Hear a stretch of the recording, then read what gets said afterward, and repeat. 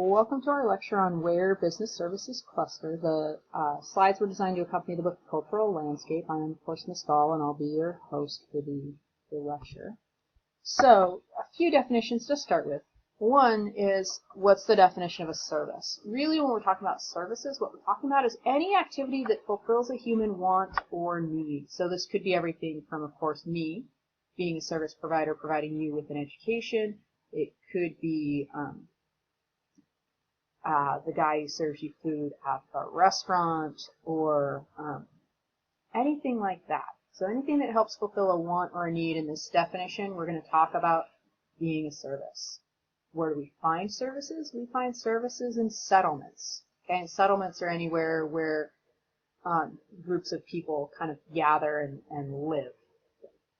It's important to know that location is critical for services when we're talking about their profitability. Okay? So in other words, their ability to turn a profit and stay in business. Affluent regions, not surprisingly, tend to offer more services. It's because affluent means wealthy. Wealthier people have more money to spend on services. Okay, so that, when you stop and think about that, that doesn't actually make it's not a big surprise. And then the other piece to look at is that local diversity is also evident in the provision of services. In other words, you'll find services in some places that you wouldn't find in others. So, digging a little more into services and what they need. So, there's some different types of services, right? We've got consumer services. Consumers are buyers or users. And that covers about 44% of all the jobs in the United States. And then we've got business services. And business services, those are things like, for instance, the guy who comes and fixes the copier at school, right? That's a business service. Those cover about 24% of all jobs in the United States. And then we've got public services. And public services are basically government jobs. Okay? So anything that's providing a service to the public itself, like yours truly. And that's about 17% of all jobs here in the United States. When we look at the United States overall, virtually all of the employment growth has occurred in the services sector. If we want to take a quick look and we look at a world map here, we can just see, so percentage of GDP from services. GDP, remember, is gross domestic product, and it's a measure of the value of all the goods and services produced within a country in a given year. Okay. Not surprisingly, you can really see your core periphery model in here pretty well, right? Especially if you're looking at just core and periphery and you ignore the middle layer, although we'll talk about the middle layer in a minute as well, right?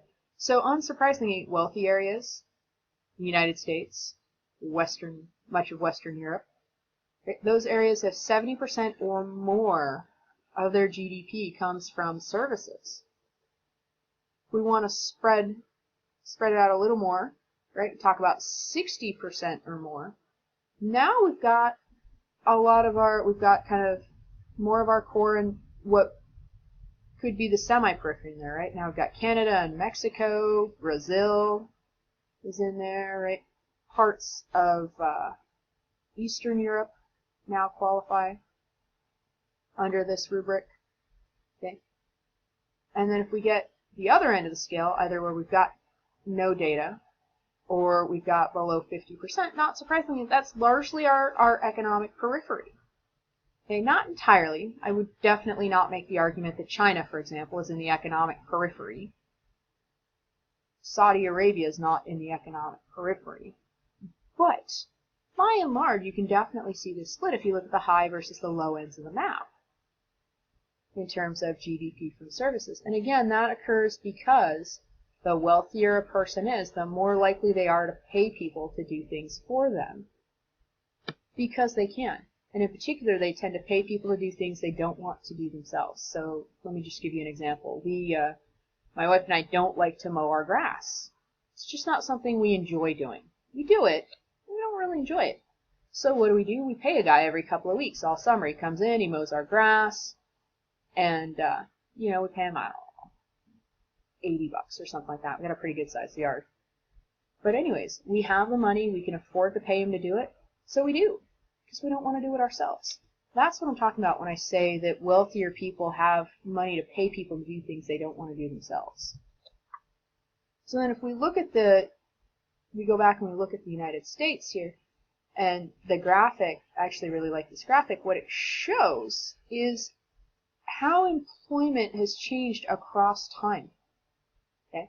The left axis is millions of jobs. Okay?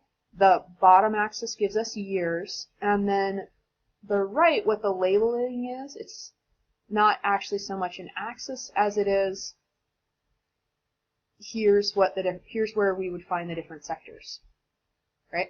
So the primary sector, for example, that little teeny tiny blue stripe at the bottom, has stayed relatively constant, and that's not surprising from about 1975 forward. And that's not really all that surprising, right? Because most of the growth in the United States, as I said, has been in the service industry. Then as we go up, we talk about our secondary sector, right? Construction, manufacturing, things like that. We see some growth, but it's pretty steady. It's pretty steady. There's a little bit of a drop. Not horrible. Again, because most of the growth economically has been in that services sector. And then we've got the whole top there, where we're looking at service sectors, which really is roughly the top 2/3. Right, we get everything from transportation, warehousing, information utilities, finance, right, professional and business services. And you've got customer services, right, wholesale services, retail services, leisure, hospitality, health, private education, and some other services. And then you've got your government employees. So there's been a ton of job growth. But when you look at what areas are actually growing, unsurprisingly, it's actually that services sector, right? Just to kind of help prove that point. And that little bit of a curve where you start to see some drop off, that's really the 2008 economic crisis and the Great Recession. And that's where you start to see people getting laid off. And you actually see pretty much across the board, right, with the exception of that primary sector, where people are losing their jobs. So we want to talk about, let's go back and look at where did services originate, right? Services get their start in early rural settlements. Early consumer services meet societal needs. So, for example, people who bury the dead, or are priests, or work in the religious centers, they might be manufacturing, right? Their whole goal is to meet social needs. And then ultimately that builds up into, slowly but surely, what we have today. And really, that huge takeoff that we see starts with the Industrial Revolution in Europe in the 1750s, and really in America it starts roughly around the 1850s or so. Most of the early public services are almost certainly related to religious activities, right? Business services, it's all about distribution and storing of food. Because remember, those early settlements, part of what they need to do is make sure that they're providing food for people who are not growing their own food. And it provides all of the farmers in an area a way to kind of pool their resources. And so you start to see the development of, for instance, grain storage. And then political leaders are able to distribute grain in poor years, right? So just some things to think about. When we start to look at where our earliest urban settlements, right, for example, which is in Iraq, modern day Iraq, I should say, Athens, of course, modern day Greece, Rome, not surprisingly in Italy, right, we start to see slowly but surely build up. As early as what we're seeing really are those services I was talking about with the last slide. Athens, it's much the same, but you also start to see the development of that governmental public sector. Athens very well known, of course, for their democracy. And Rome develops really, in some ways, a huge public sector because of the size of the empire. And so they need governors, and they need soldiers, and they need to be able to move grain and other supplies around the empire, right? Europe kind of, for lack of a better term, dissolves when the Roman Empire dissolves. Europe kind of falls apart a little bit, and there's no cohesive force really other than Catholicism keeping Europe together. So you see isolated pockets of urban settlements, but this is one of those strange periods where a lot of people are actually moving away from the cities and out into the countryside. Right? Most of the largest settlements in that, we call it the medieval period, really that's a reference more to European history than anything else.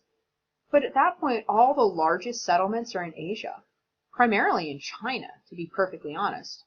Right? European cities, they start to develop a little bit with feudalism, which is a system, and this is when you think of medieval Europe, what you think of is feudalism, right? The dukes who control their estates, and they have the farmers and the peasants who are tied to the land, right?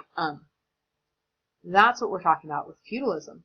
And it's kind of a loose-knit confederation of people who technically owe loyalty up the food chain to the king. But when I say loose-knit, I mean they don't always follow through on those promises. So that's been our slide about services and kind of their development and what they mean and different sectors of services.